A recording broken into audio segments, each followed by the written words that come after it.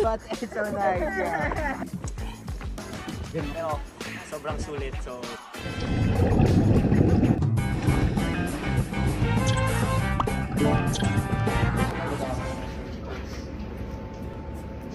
Yun, sa likod. Wala, nainig daw.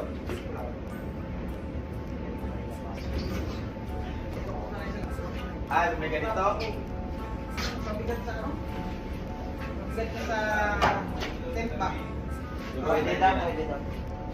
Mabigat? Message ko lang sa messenger. Ay, sana.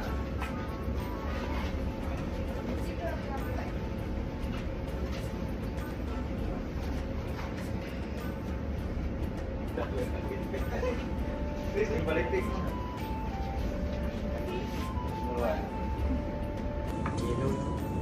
this is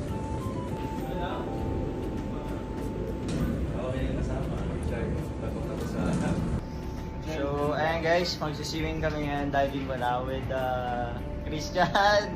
Stay ka muna dyan, si David. So, yan, sobrang itim na natin guys, dahil Everyday Beach. Kasama si Aris. So, yan. What's up mga chong? Well, for today's video nga, nakita nyo naman, meron naman tayong another crew activity na sasamahan dito sa barko. Well, maswerte ka na nga kung masasama ka sa listahan ng mga gantong klaseng activity na binibigay nila para sa mga crew. Bali, dito nga pala sa amin ay meron kami tinatawag na CAC or CAC, isang organization na nagpaplano or nag-organize ng mga activities basically para sa mga crew. At isa nga dyan, ang scuba diving. At around 3 in the afternoon nga mga chong, kakatapos nga lang din ang duty ko. And that's the exact schedule para mag-proceed sa diving, kaya naman sobrang nagmadali rin ako. Sobrang ako excited kasama yung mga tropa ko. Kaya naman tara, simulan na natin to. First time for everyone. Okay, so first thing you need to do guys is when we go underwater, you have more pressure than at the surface. Siyempre, meet Helen, isa sa mga scuba diving instructor dito sa barko. And before diving over, we need some precautions to avoid an inconvenience underwater dahil safety ang pinag-uusapan natin dito. And now, this is Lorraine, our number 2 diving instructor. Anyway, the water comes in and you can either come up to the surface, empty the mask, go back down. And right after the briefing mga chong, inagunti-unti na naman mag-ready dahil ako nga daw yung unang tatalon. And they set everything up na din, including the ladder para naman may easy access kami sa Sojak. And at this moment nga mga chong, no joke, sobrang kinakabahan na din talaga ako pero since andito na tayo, so let's suits up.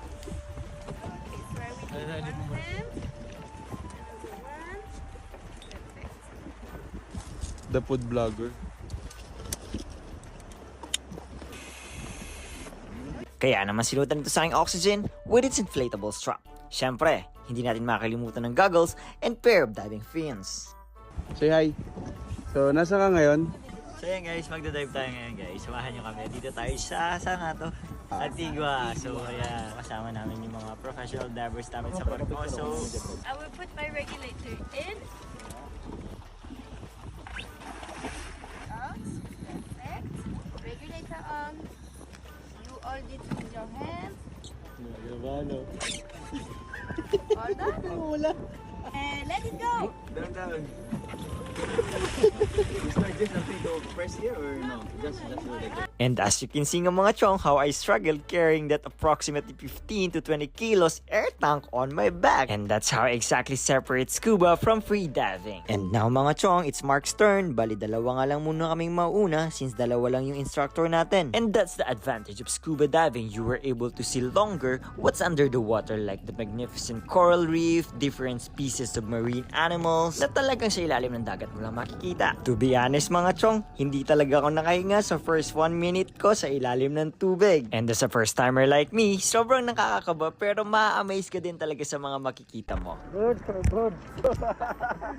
A little bit scary, but it's so nice, yeah. You did really good. Thank you so much Okay, super great. for this experience. Welcome to our world. What's up? Kamusta experience natin, Sir Martin? Experience mga chong. So, grabe. First time ko magganto dito sa ibang bansa. Kala ko nga madaming isda. Yung pala, yung kasama ko yung isda. Yeah! Hey! So ayan guys. Akit na ako kasi sobrang ako natakot kanina. So let's go. Oh my God! Para mo akong diver ko lang. Okay, step your legs. Guard! Tampalin kita dito. So ayun guys, sakit na tayo guys. So, di ba para akong mangisda? Ayun guys. Ganda, di ba? Pero masaya, grabe nung una guys, natuloy ako ng laway. Sobrang dry ng throat ko. Medyo sobrang ganda sa ilalim guys. Di na tayo nakakuha ng mga mas maraming picture kasi ng video tsaka kasi nga yung cellphone ko dito lang sa taas. Pero sobrang sulit. So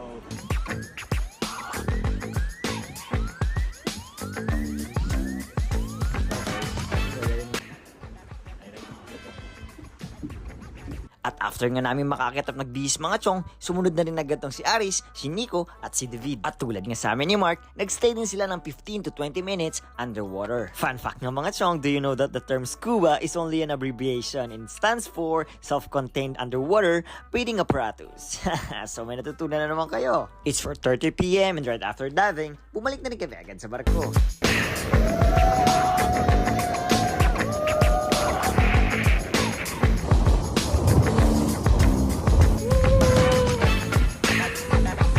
Bali, nagamit ko nga yung technique ko dito sa pagiging akit bahay ko dati sa Pilipinas. Bali, dapat talaga doon kami dadaan sa marina, pero since ibabalik na rin daw agad yung Zodiac, kaya naman dito na kami binaba sa Sheldor. Siyempre mga chong, wala nang susunod na gagamit nitong mga tangke at mga fins na ginamit namin, kaya naman binalik na rin namin. Kung i-rate ko nga tong experience na to, abay 11/10, kasi sobrang nag-enjoy talaga ako mga chong. Kaya ano pa rin di tayo malate, abay bilisan na natin mga chong. Bali sila nga direct duty na, pero ako may 1 hour na break pa. Salamat sa panonood at hanggang dito na nga lang. Bali see you sa mga susunod na video natin. Mwah! Certificate.